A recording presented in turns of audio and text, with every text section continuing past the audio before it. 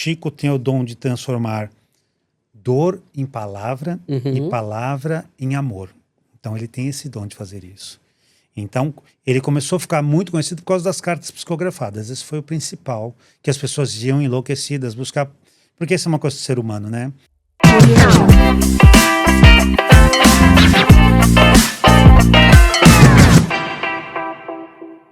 Mas hoje nós já estamos numa fase da humanidade que já estamos um pouco mais, compreendendo um pouco mais as coisas, né? A gente já está um pouco mais evoluído do que estava. Então o Chico veio, teve a missão dele, todos os livros que o Chico escreveu, todas as obras que ele fez, e foi embora. Se houver a necessidade, provavelmente a espiritualidade vai trazer alguém para isso. Dizem também que a espiritualidade está trazendo alguém para política dentro do Brasil. É mesmo? É. Ah.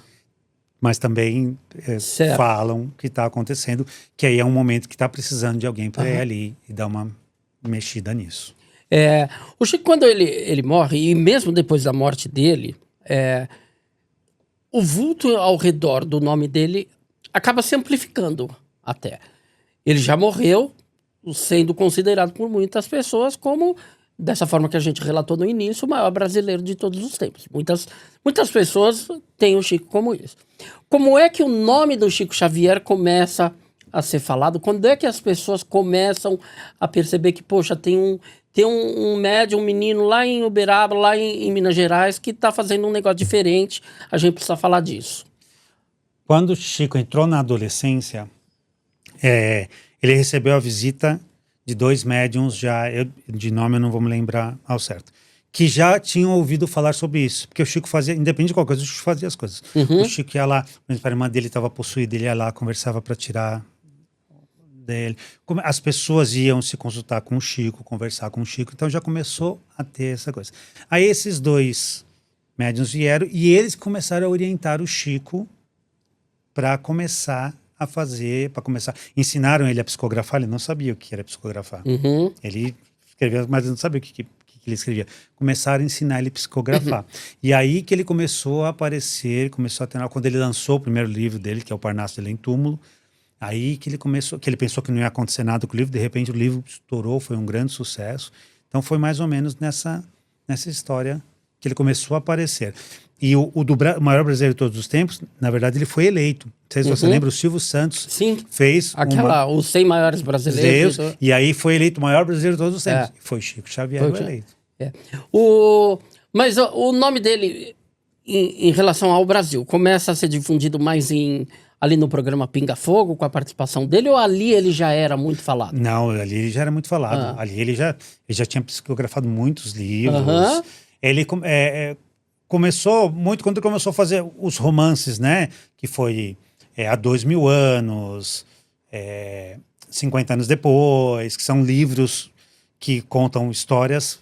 E aí ele começou a ficar muito conhecido a partir daí. E as psicografias, né? Sempre. Ele sempre teve o dom de... É o que as pessoas falam. Chico tem o dom de transformar dor em palavra e palavra em amor. Então ele tem esse dom de fazer isso. Então ele começou a ficar muito conhecido por causa das cartas psicografadas. Esse foi o principal, que as pessoas iam enlouquecidas buscar, porque isso é uma coisa do ser humano, né? Ele quer algum consolo, ele quer saber o que está acontecendo com a pessoa depois. E o Chico começava a dar esse tipo de consolo para as pessoas. E como eu conheci diversas religiões, e eu falo isso, eu estava separado para ser pastor na igreja evangélica e eu falava sobre isso. Não há religião, não há doutrina que console mais a pessoa do que o espiritismo. Sim. Sabe? Eu acho que é a única realmente doutrina que consola. As outras doutrinas, ela faz com que você aceite, com que você conviva com aquilo. Mas a que realmente consola a ponto de fazer a pessoa se sentir próximo do ente que partiu, é o espiritismo, não é? E ele deixava muito bem claro isso, que a missão dele era realmente consolar. Quando ele é chamado no Pinga Fogo, no programa, ele foi chamado e muita gente foi ali no programa para afrontar ele, não é? Foi meio que um massacre na frente das TVs e ele se saiu muito bem. Era o que as pessoas queriam, né? Tanto que tinha um pastor evangélico, tinha um padre, psicólogo. O que eles queriam era desmascarar Chico Xavier. Só que foi muito pelo contrário. Depois do Pinga... E eu falo, a espiritualidade tem sempre um plano muito correto. Ela tem uma coisa muito certa a ser feita, não é uma coisa jogada. Então, Chico foi ali preparado, ele estava com o Emmanuel do lado. Então, se você assistir, o Emmanuel constantemente fala com ele aqui e ele acaba respondendo as coisas.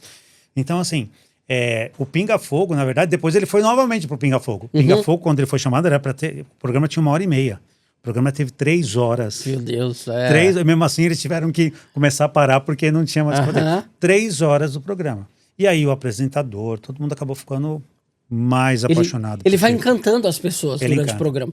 Porque eu cheguei a ver documentários sobre esse programa, que no começo tá todo mundo muito afrontoso. As pessoas realmente estão na intenção de derrubar o Chico Xavier. E no final do programa, tá todo mundo amigo dele. Sim, todo mundo. Eu falo, porque o Chico tinha... Quem tem o dom de ver as coisas, diz que a aura em volta do Chico era... Todos nós temos uma aura. Diz que a do Chico era uma coisa assim que contagiava tudo. Era enorme, é uma coisa assim que... Só de você chegar perto. Tanto que o Chico, ele usava uma boininha, né? Sim. Começou a usar uma boininha. O que acontecia? Você vê como é o ser humano, né? As pessoas queriam estar perto dele. Aí ele já estava bem doentinho. O que as pessoas faziam? Iam pessoas que iam atrás dele, puxava para ficar com um pedaço de cabelo dele. Para ter um pedaço de cabelo dele. Aí ele começou a usar a boininha, porque ele não tinha... O Chico não era vaidoso. Por mais que um pouquinho de vaidade ele tinha. Tem casos muito engraçados, que a primeira vez que ele usou a peruca com o Emmanuel, chegou para ele... Isso é muito engraçado.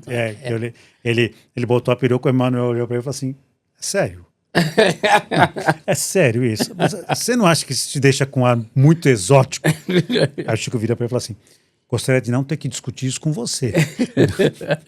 Então, por isso que eu falo, a relação de amizade deles era uma amizade, tem diversas coisas assim que aconteceram entre os dois. Então as pessoas, às vezes, confundiam um pouco essa coisa do Chico. Porque é uma coisa que dentro do espiritismo não existem ídolos, não existe nada disso. Chico Mas o ser humano é idólatra. Não exatamente. Exatamente. Ele precisa de um ídolo, ele precisa... ele não aceita não ter o ídolo. Exatamente. Né? Mesmo Chico mostrando que a humildade do Chico, que a humildade do Chico não existe. A humildade do Chico não existe. Só um ato que ele fez lá, de pegar todas as obras dele e doar. Nossa, as obras do Chico hoje geram milhões e milhões. Ele nunca recebeu R$1 de nada que ele fez para a espiritualidade. Ele vivia com o saláriozinho dele de funcionário público e quando ele se aposentou, continuava vivendo com isso.